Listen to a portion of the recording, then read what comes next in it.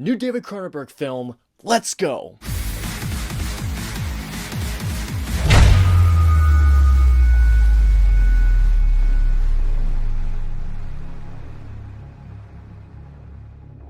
So Crimes of the Future is the latest film from David Cronenberg, and this is a movie that has a very interesting yet a very weird premise. The film takes place in a time period where the human species has essentially adapted to more synthetic environments. We follow characters portrayed by Viggo Mortensen, Lea Seydoux, I believe that's how I pronounce her last name, if not I am so sorry, and Kristen Stewart. Besides what I just said, it also takes place in a time period where essentially surgery has become more of a performance art, and that surgery has essentially become a new sex. Alrighty guys, so let's get into Crimes of the Future. Excellent!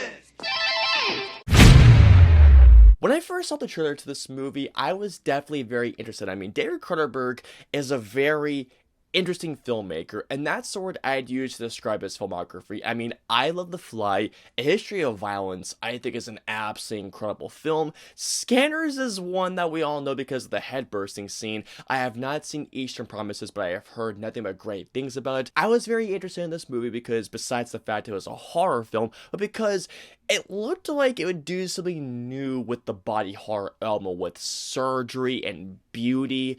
And this is what I can say about this movie, guys. I can definitely say that there are a few things that I like about this movie. The performances are all very, very good. If not, they're pretty great. Viggo Mortensen, I thought was very, very good. Lea Seydoux, I thought was by far the best thing about this movie, and I thought she was the heart and soul of this movie. Kristen Stewart, for her limited screen time, I thought gave a great performance. Scott Speedman, I thought was also great in this film. The very thing that I liked the most about Crimes of the Future were the ideas and the concepts that David Cronenberg wants to explore. Like I mentioned earlier, this is a movie that is exploring the idea that surgery is the new sex and how people preserve beauty, trying to use the ideal image of ourselves and how we're trying to present ourselves to each other. It's very interesting. I was talking to my dad about this literally hours before I was filming this review, and he was saying it's not very far off, and I could totally see what David Cronenberg is trying to do. When this movie is exploring those ideas, that is when this movie had me in its pocket, and I was just going like, okay,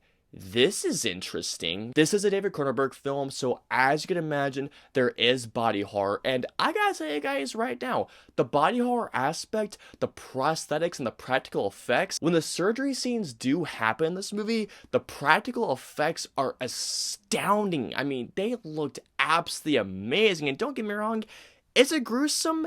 Yes, but at the same time, I just thought it was really, really well done. Although, I will say this, there is a scene that does happen near the end, and it gets gruesome.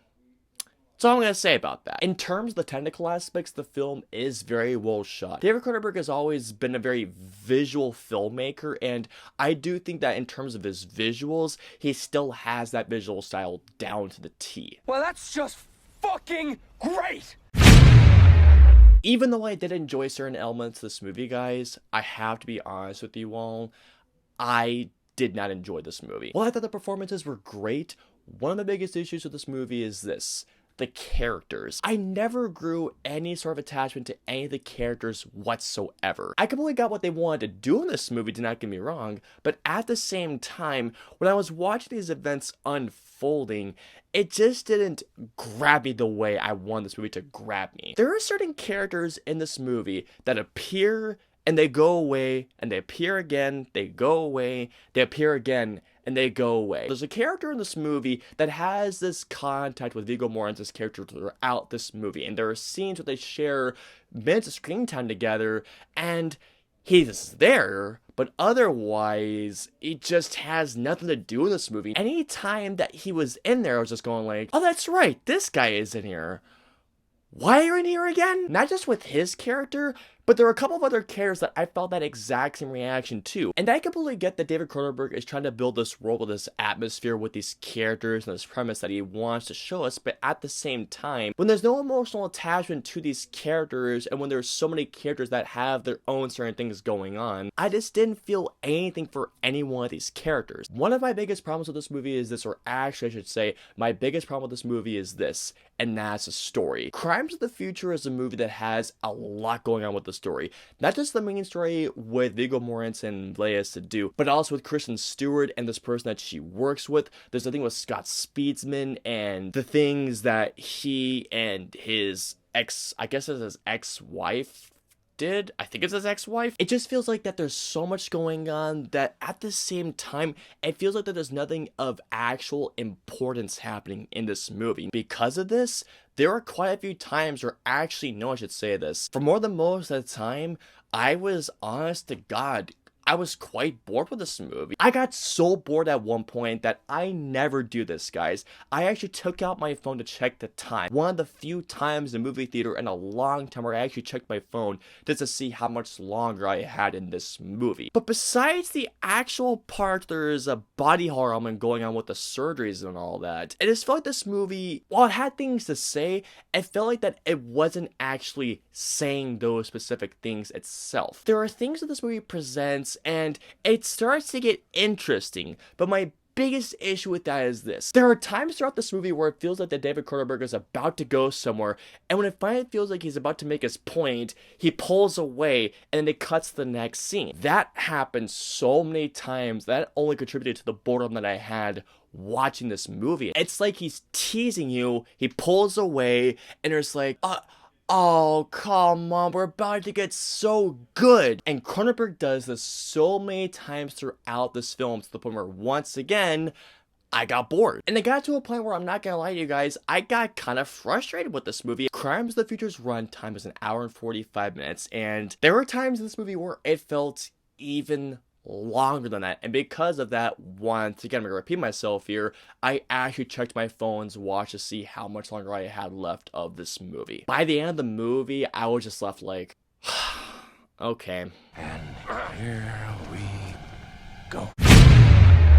So overall, Crimes of the Future unfortunately just didn't do it for me. It has an interesting concept, do not get me wrong, and I completely got what David Cronenberg was going for. But at the same time, it felt like that while there was so much going on, it felt like that there was nothing of actual importance going on. And by the end, besides the body horror element, I was not only left bored, but very, and I mean very disappointed. I completely understand that I'll be in the minority of the film, which is completely okay because I know that there are some people out there that either really like the film or absolutely love the film. I wish I was in that boat because this movie just didn't do it for me. All in all, guys, I'm gonna give Crimes of the Future a 1.5 out of 5 stars. I really wanted to love this movie, guys. I want to come out of the gates praising the film, but unfortunately, this movie not only left me disappointed, but I just, simply put, I wasn't a fan. So comment down below and let me know, guys. Out of all the films that you've seen recently,